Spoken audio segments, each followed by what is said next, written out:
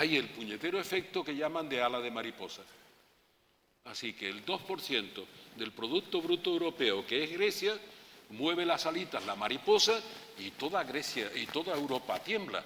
Y además Obama, la primera vez desde que es presidente, la primera vez que cita a Europa ha sido ahora porque le preocupa lo mal que está ocurriendo en Europa. La primera vez, ha hecho 10 discursos internacionales, Europa no la tenía en el radar, y ahora se le ha puesto en el radar porque le puede crear un problema a Europa, a Estados Unidos y a la economía global. ¿Y España? Hay mucha gente, demasiada a mi juicio, que tiene la impresión de que esto más pronto o más tarde pasará y regresaremos a los magníficos y felices años transcurridos. Sí. No sé muy bien por qué ha ocurrido, pero hay mucha gente que cree eso, la famosa salida del túnel. De un túnel se sale siempre a un sitio diferente por el que se entró. Pero, ¿cómo está la cosa en España? O sea, esta observación que estamos haciendo ahora, mirándola desde la perspectiva española, ¿qué matices presenta? Estamos haciendo lo que tenemos que hacer. ¿Qué nos va a pasar, digamos? No estoy pidiendo un pronóstico, estoy pidiendo un análisis. En el corto estamos haciendo lo que es inevitable hacer. No es idéntico a lo que es necesario hacer. En el corto plazo lo que es inevitable. Pues son los ajustes y tal.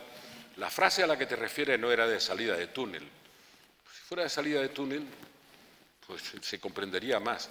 No, la frase que ha hecho fortuna, no solo aquí, es que hay que volver a la senda de la prosperidad perdida. Yo cuando dicen eso, entonces sí que se me ponen los vellos de punta. Y tengo mucho. Porque es esa senda la que nos condujo a esta situación. Por tanto, por la misma senda volveremos a la misma situación. ¿Por qué? ¿Cuál es la característica? Ahora no ha fallado la tecnología, sino yo que he perdido la costumbre. Súbetelo la mano, súbetelo la mano. No, que he perdido la costumbre de utilizar esto ya, como saben. Resulta que en España, ¿qué se ha producido? Como en todo el mundo, una implosión del sistema financiero. Esa implosión a España, en el momento en que se produce, digamos que la coge bien. 2,5% de superávit, 4 puntos de crecimiento, 5 puntos de creación de empleo, más que nunca, todo el mundo feliz. Bueno, pero explota la burbuja financiera sobre una burbuja que llevábamos 10 años montándonos nosotros mismos, que era la burbuja inmobiliaria. Es que tenemos buenas empresas de la construcción, así que una burbuja explota sobre otra. Entre tanto, como elemento añadido, España estaba desequilibrándose en su balanza comercial y en su balanza de pago. Por Dios santo, ¿qué significa que uno empiece a tener un déficit exagerado de balanza comercial y de balanza de pago? Que no vendemos nada a los demás y que le compramos mucho a los demás. Y no lo vendemos porque no somos competitivos. Si fuéramos competitivos, venderíamos por lo menos tanto como compramos. Como no somos competitivos y vendemos menos de lo que compramos, debemos cada vez más balanza de pago. Y hemos llegado a 10% de déficit en la época feliz de balanza de pago y de balanza comercial. Estábamos todos felices, ¿eh? Cualquiera decía entonces que había que hacer reformas estructurales. Digo, no, pero bueno, si ahí el empleo revienta por todos lados. Digo, lo del empleo, mis amigos de los sindicatos saben lo que voy a decir. Cuando estábamos incorporando a 6 o 7 millones de inmigrantes, las cifras de desempleo eran de 8,3%. Las que ponen en estado de alarma a Estados Unidos cuando se produce. Esa es nuestra realidad nacional. Endeudados las familias y las empresas, endeudados apalancados. ¿Tiene explicación? Claro que sí. Si en el año 2005 y 2006 te perseguían por la calle para darte un crédito. Y cuando pedías un crédito te decían, ¿pero solo eso quieres? No, hombre, es que tú no eres nada decidido como empresario. Te damos eso y más. Y además te lo damos con intereses negativos. Si la inflación está casi al 4%, te vamos a dar un crédito que tú eres un buen cliente y te lo vamos a dar al 2,5%. Entonces la empresa que ganaba dinero dice, pero ¿por qué voy a emplear mis beneficios en capitalizar la empresa Si el dinero que me dan es más barato, pues empleo mis beneficios. Esta parte es de broma, porque lo hicieron los que lo hicieron. En Madoff, que me da el 10% de rendimiento. Aquí tenemos nuestros Madoff pequeñitos también. Yo soy más listo que los demás y lo que he ganado desde el punto de vista empresarial, en lugar de capitalizar la empresa, que la financio con crédito, hasta que se corta, pues lo empleo, no digo ya en comprarme un yate, sino hacer en esas inversiones que son tan fantásticas, son tan seguras, las que pilló a tanta gente de Madoff. Le garantizo a usted la típica pirámide, la conocemos aquí, 10% de beneficio y no tiene que bregar con 2.500 trabajadores. Así que usted mete su ahorro aquí. Bueno, Iñaki, tenemos que pagar eso. Y además tenemos que pagarlo intentando de verdad encontrar no la senda de la prosperidad perdida, sino la senda de la inserción de España como economía en la economía global que ha cambiado. ¿Cree usted que la gente en España tiene esa interpretación de la actual situación? No, padre. No la tiene. No la tiene, así que nado contracorriente, pues sí. Tenemos empresas globales fantásticas. Espero que nadie se alarme por lo que digo, o se ofenda por lo que digo, fantásticas. Por primera vez en la historia de España, por primera vez, de lo cual hay que felicitarse porque eso las está salvando, tenemos empresas globales. ¿Se imaginan la España, no digo ya de mi juventud, sino del comienzo de mi tarea de gobierno, que ya no era tan joven, con empresas posicionadas en el mundo de servicios, tecnológicas, pues nadie se lo imagina. Ahora tenemos empresas globales. Si uno suma todas esas empresas de gran potencia, ninguna ha creado un nuevo puesto de trabajo en España. No era posible. Todas han disminuido empleo, todas. Han aumentado su eficiencia y todas han disminuido empleo. Hemos ayudado fiscalmente a la expansión, porque se quitaba de la base el impuesto de sociedades. Por lo tanto, el esfuerzo ha sido compartido de todos. Pero además tenemos que convencer a esas grandes empresas, no las voy a mencionar para no molestar a nadie, de que tienen que ser como las empresas grandes y globales alemanas.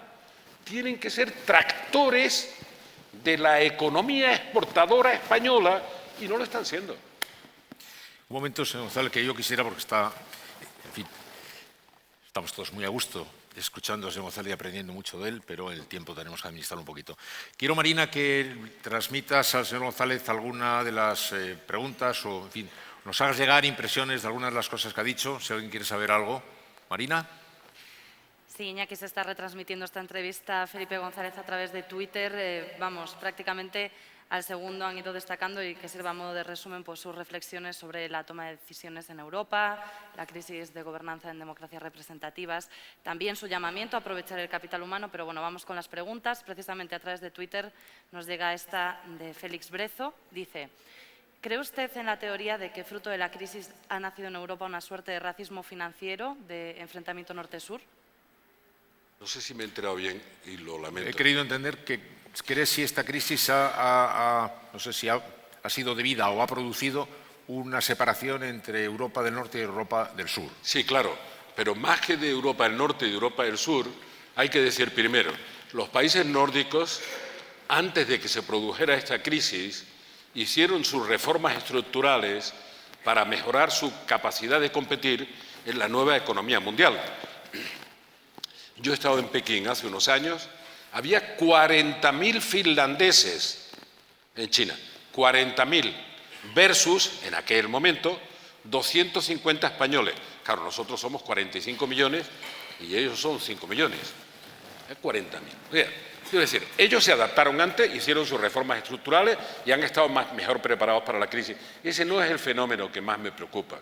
El fenómeno que más me preocupa es ese repunte del nacionalismo egoísta en Europa, acompañado de un populismo xenófobo que realmente, miren, lo de la historia es fantástico. Después de la crisis del 29 del siglo pasado, Estados Unidos busca a Roosevelt. Y después de la crisis de 2007, 2008, Estados Unidos busca a Obama. Lo harán mejor o peor, pero no hacen un repliegue nacionalista. Y Europa, salve las distancias, porque aquel nacionalismo nos llevó a la guerra, se repliega en el nacionalismo excluyente de los demás y nos lleva a los años 30, Hitler, economía de guerra, las cosas que pasaron, 50 millones de muertos, etc. Entonces, lo que me aterra de verdad pensar es que la reacción de nuevo es de egoísmos nacionales ciegos. Porque si fueran egoísmos inteligentes, los acepto, Pero el egoísmo inteligente para Alemania hoy y para Francia es salvar al euro. Sin embargo, la opinión pública está en contra del euro. Y por eso no me importa que sean egoístas y que quieran un euro que valga $1,35. Porque si no hubiera el euro, repito, valdría 2,40.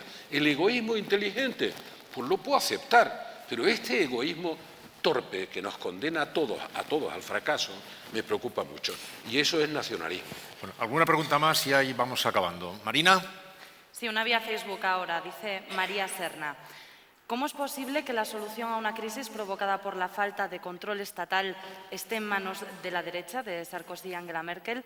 Siempre había pensado que la crisis había revelado que la socialdemocracia tenía razón y los peligros de la falta de control sobre el mercado.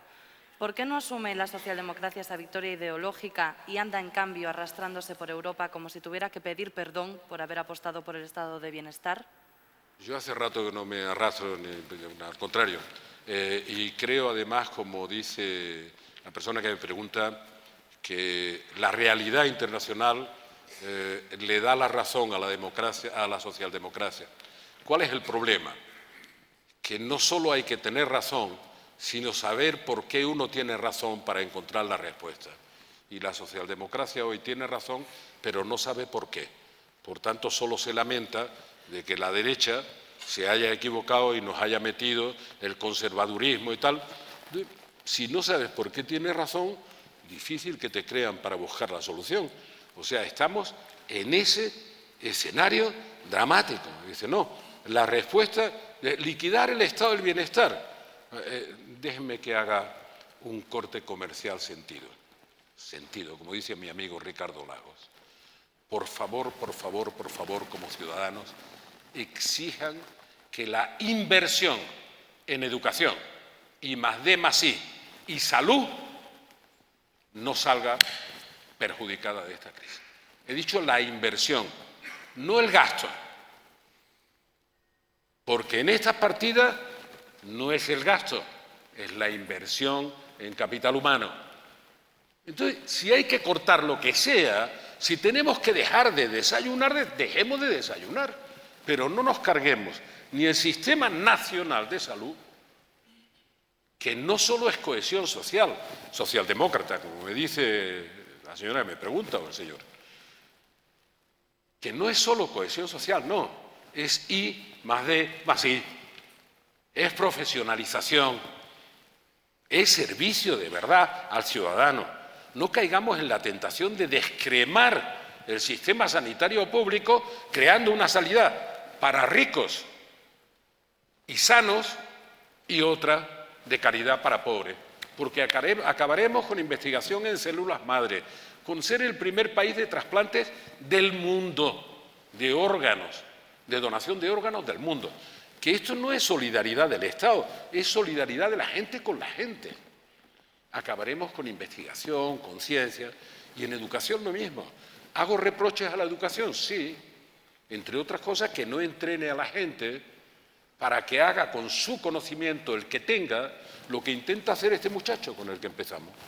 Transformar el conocimiento en una oferta que añada valor a los demás. Para eso no lo entrenamos, nuestro sistema educativo. Harto de decirlo, pero es así.